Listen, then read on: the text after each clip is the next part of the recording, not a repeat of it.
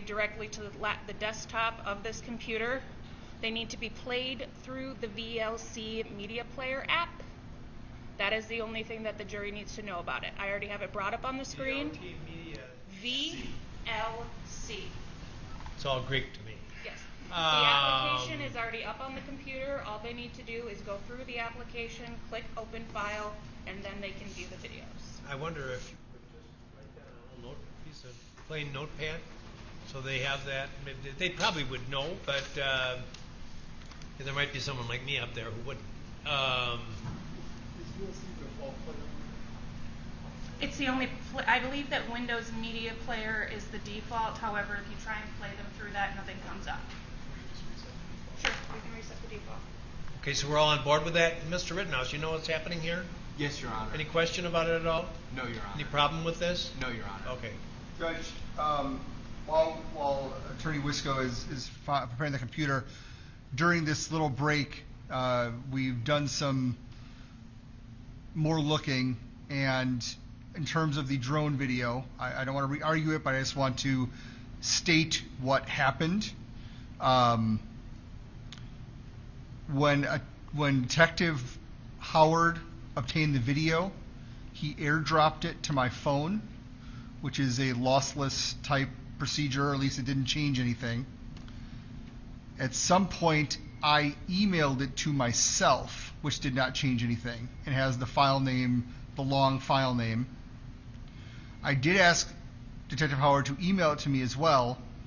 Then it had the IMG file name that Attorney Wisco received. So somehow in this Detective Howard transmitting it to everyone, if it was emailed, it was compressed. If he airdropped it, it was complete. And that was not known by anyone until a few days ago on Friday. Well, it depends. This may pass. They haven't asked for it yet. They wanted us to be ready, and of course we're not.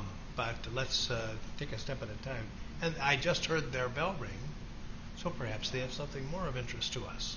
So, Judge, we've been talking. If they do come back with question number 5 or whatever it is, whatever. You have talked about in great detail and length, and it's completely appropriate, the transparency of wanting this to be a fair trial and everything else. And I'm finding that difficult in that one of the linchpins of the state's case was information. Go ahead. I'm just going to interrupt you long enough to have the material that we've agreed to go up. So if that's ready, Ms. Wisco, we'll have the bailiff take it up. They're ready for the video. I don't know what that means. But let's send up number 4, and then I will hear the rest of what you have to say about number 5. So is that ready to go up? Yes, I'm having problems with setting it as the default because of the way that I sanitized the computer just now. So if we can go up with the note saying must play. Send the note up. Have the DA look at it and make sure it's okay also, with them. If you can make sure they plug the power cord in because the battery is low. It says must play all videos through VLC Media Player. All right. Okay. Question 4, it's coming up. Yeah, go ahead. If you could please keep it open though, so then they don't have to log in. Yeah. Thank you.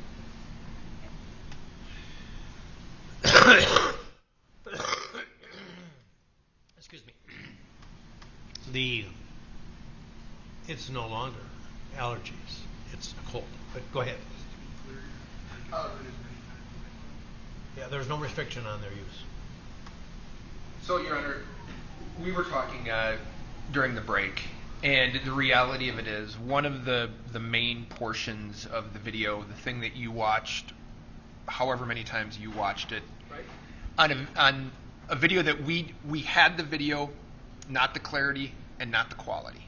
I think that's been conceded that we didn't have that.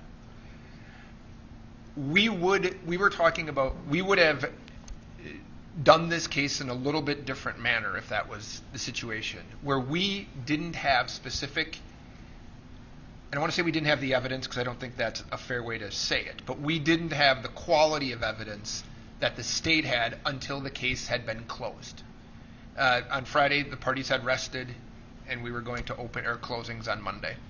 We've talked to Mr. Rittenhouse, and I'm going to be asking the court for a mistrial based upon the fact that if we're really trying to get to the heart of it, we've watched the video, I can tell you what we think, but it doesn't matter what we think because we don't get to present that to the jury anymore. And I think if we're going to try to do this in a way that is free from anybody hiding anything, anybody not having the same evidence as everybody else has, where it is clearly a level, fair playing field, we have to ask for this, and I'm asking for it. We understand that it's going to be without prejudice. We understand that the state can redo this case if the court grants it. We understand they will do it again. But then I think we will all have the same information, the same quality of videos, and I think that is required in a case like this where he's looking at a life sentence potentially without parole if he's convicted. And to not get that until the evidence has already been closed, that doesn't strike me as fair. So for those reasons, I'm making that request.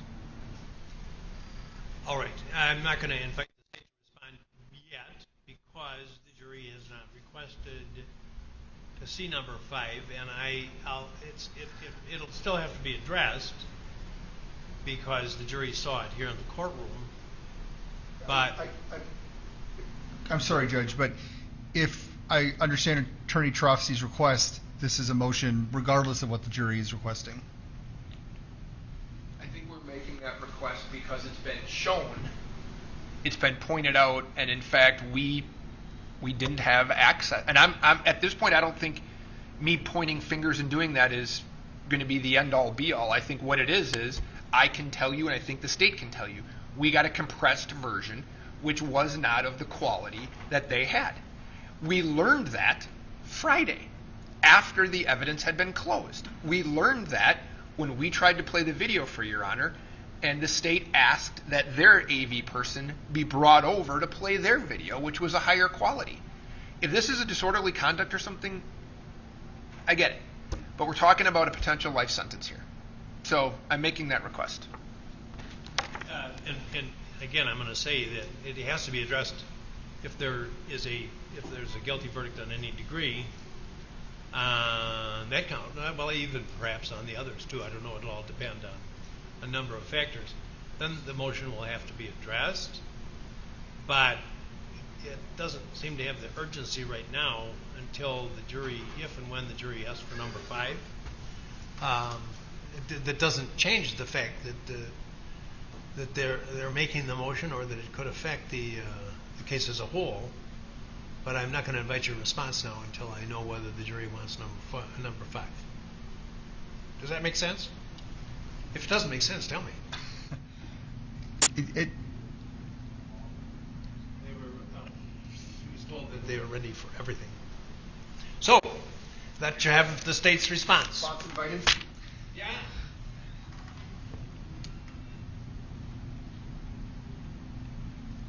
The defendant's first attorney, after he was charged with this case, appeared on an interview, appeared alongside the high-definition version of this footage.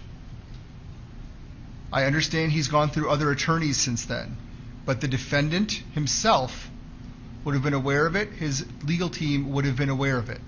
Obviously, both sides have attempted to get it, and we were not able to do so. What do you mean you couldn't? If you know Tucker Carlson's got it, you could have subpoenaed it, no? We didn't know that until, I think, today. No, we knew it. What did you think it was? We knew it was aired on his show. We didn't know that Fox News apparently purchased and has possession of it. Okay.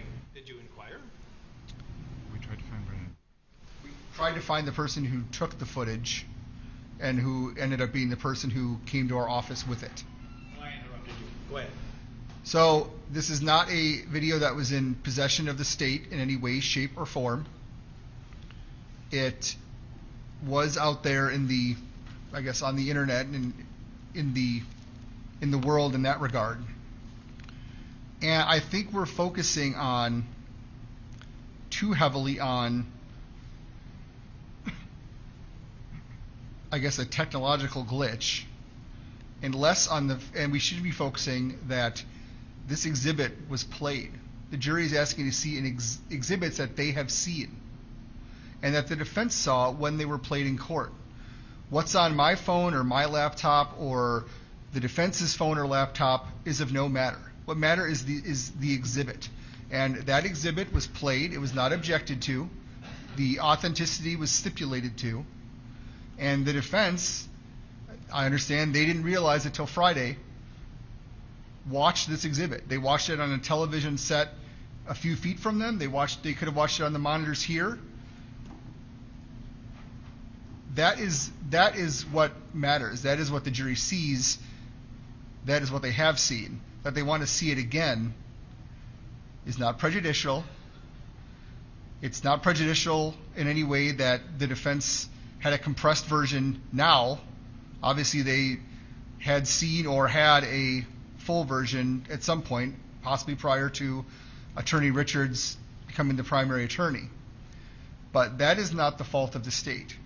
And the fact that that some technology compressed this file without anyone's knowledge until Friday is not the responsibility of the state.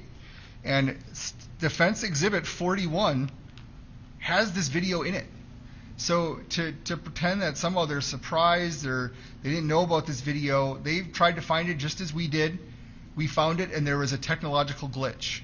Or not a glitch, but I guess it worked in a way that is designed that we were not aware of. And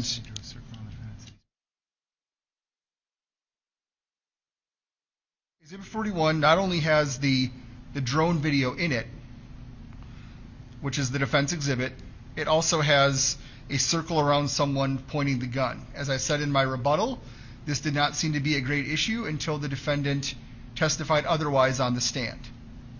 And now, all of a sudden, the defense is calling into question technology and not wanting videos in, and it's all to protect their client. And I understand that is their job. I'm not criticizing them for this. But their client lied about this on the stand, is the state's position. There seems to be evidence to support the position that he lied on the stand about raising the gun. He was confronted with the exhibit. He denied it. The jury wants to see these exhibits. And I understand there may not be a final ruling on a mistrial until we see what happens or if it's even necessary. And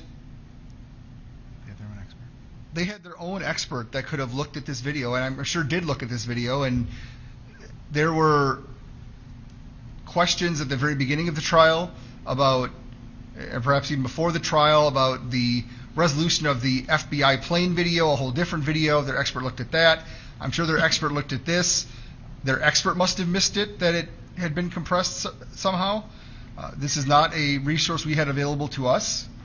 And I believe the motion for mistrial is inappropriate. I don't believe it should be granted. And coming back to number 5, they're asking to see exhibits that have already been played, and with the exception of the image, exception of 155, were not objected to. And the court has said many times when the state has tried to raise these technological issues, well, there wasn't an objection. And we're asking for the same treatment now, that these were not objected to. The defense has had access to the exhibits. They've had access to the drive, that they didn't realize it and we didn't realize it till Friday. That there was some sort of difference is perhaps unfortunate, but they're also responsible for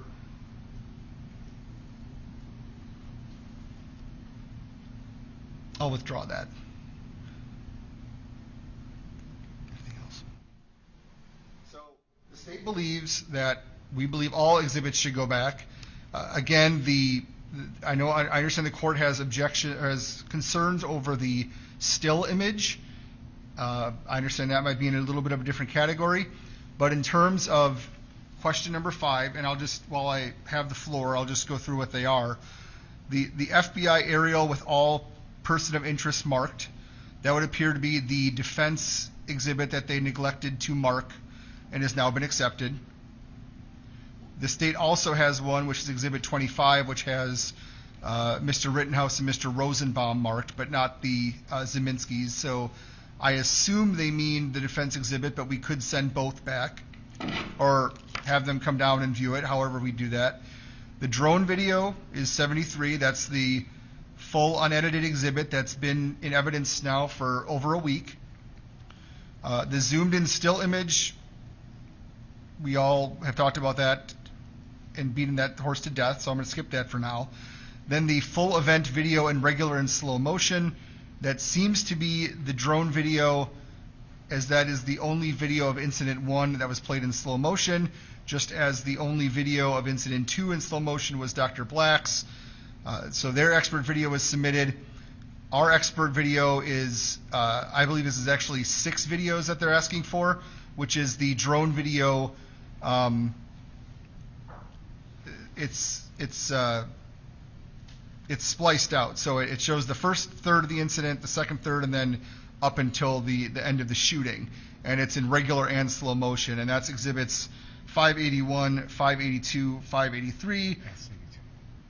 I'm sorry, S81, S82, S83, S84, S85, and S86.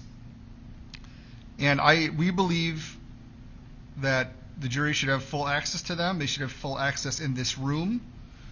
And that's our position. I do not believe a technical reality, shall we say, or an unknown technical incident should result in a mistrial. How would we object? Pardon me? How would we object to something we didn't know existed until it was over? I didn't find that point particularly persuasive because, but anyway. It's impossible for us to do that. And if everybody in this room that's a lawyer has been a prosecutor. Your job is fairness and being a truth seeker. It's not debatable that it's not fair what happened. We can sit here all day and say it's been played. We didn't know there was another version. How is that reasonable? Well, I persistently warned the state that, there's a day of reckoning with respect to these things. My feeling is I had my qualms, and I decided, well, I'll let the jury hear it. I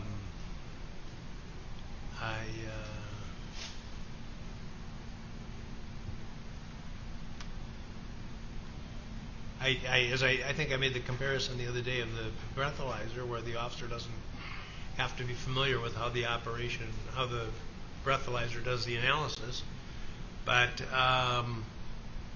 that's a device that has been sanctioned by the courts, and I just don't think we're at that place with this, and particularly if they've got evidence. I didn't see that in your motion about the manual. We've learned it since I filed the motion. Well, if they've got the manual, I don't know. It may be. I forewarned you. You've pressed with this, and that's fine. I've let it in, and my view on it now is where we are. We might as well follow through with it. And if they've got everything correct and it's reliable, then they won't have a problem. If it isn't, it's going to be ugly. All right. I would just note that the defense, I'm assuming they were paying attention to the trial, would have known on Monday when Detective Antremian testified that that version was different. We're going to talk about it later because I've made the decision. I'm going to be played. You've suggested that it be played here in the courtroom under whose supervision? This becomes the deliberation room for that portion as they watch the video. Who's going to be in the room with them? The same people that are in the room with them now. Well, why come down if they're just going to be looking at? I mean, Are you saying that they come down and hear it with all of us in here? No, I'm saying everyone leaves. Okay, well, why not just leave them up there? Because the screen, watching it on the screen that... I got you. And that goes, the problem we're talking about on 5 early is the request 5. Yeah. We're talking about the problem. The last word you said. The problem we're talking about on request 5 is on the front end so far, and it goes to the same thing with that television, adding the pixels on the back end. So now they're looking at it on a computer upstairs, and I don't know why they're not looking at this on a computer. Meaning 5. I put my hand on request 5. Well, and how many times? One time? Is that what you said? I didn't know. I think just as they're... No, I think they should be free to look at it as much as they'd like. Well, that would be my bias, frankly. We laid out. But we've got the law that you cited the Anderson case. I have ruled in the past, and I'll rule again. The Anderson case is not applicable to images of the event, only to like statements and that types of things. So, but I'll hear you out. Judge, that's the. I mean, I'm relying on a Supreme Court of this state's case. I understand that you're separating them, and I'm not here to. I'm just here to tell you that we object to it being played over and over. What I've learned from your case with the videotape or the cassette tape and Anderson, both of those cases talk about not there being an overemphasis on specific parts of evidence. Possibly overemphasize a video of something. Unless, I suppose, if it's not an accurate video, I suppose then you could. But then you're overemphasizing it when you see it the first time. That has been the concern of the court in having the jury have just unfettered access to it. In Anderson and in I think it's Franklin, that was the part of the concern in both cases. And I will repeat, I think it's the fact that we have to censor what the jury uses to decide. When the founders of the country gave them the power, it has to be censored by the judge. That's really insulting. So I certainly I'm not going to say there aren't cases where a jury could overemphasize something, but for me to say, well, there's a video that is purportedly an accurate depiction of what happened, and you can only look at it so many times, I'm not going to do that. So they know the risk and they've assumed it, and so they can watch it. They'll do with it as they see fit. Judge, I understand the ruling in the videos. We do not object if the zoomed-in image is not sent with them. 155. Well, I'm going to leave you gentlemen to confer, and as you did before, and came up with a workable. How do you wish? Should we put it on a drive and send it to the jury, or are they coming down here? Why don't you give them a drive, because then they've already got the clean computer to work with to put it on a drive. We want to use this. And then they'll come down here, and presumably they know how to work it, or if they haven't told us they can't. They can come down here, and they can operate it from wherever they're comfortable, and we'll all clear out of here. And okay? I will work on that. Okay, you confer and come up with an agreement to which you object. A working agreement to which you object. Now let's do the case of the state against Emmett Zier.